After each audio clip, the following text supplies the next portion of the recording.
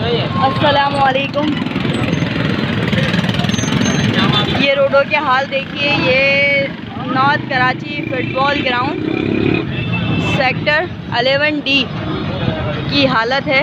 यहाँ पर हर हफ्ते हर इतवार को चोरी की गाड़ियाँ, डकैतियों की गाड़ियाँ यहाँ ला के सेल आउट की जाती हैं और इसकी वजह से पूरा रोड, बल्कि काफ़ी सारे रोड्स, नागन, चौरंगी, 5 नंबर और इसके इर्द गिर्द तमाम इलाके मुतासिर होते हैं।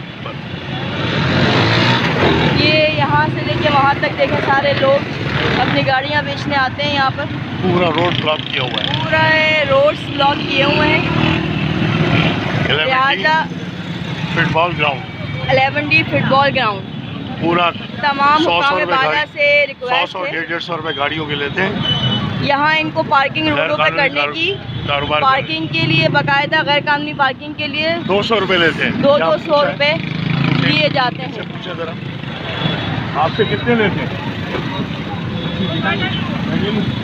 ये रसीद बाकायदा इनको दी जाती है।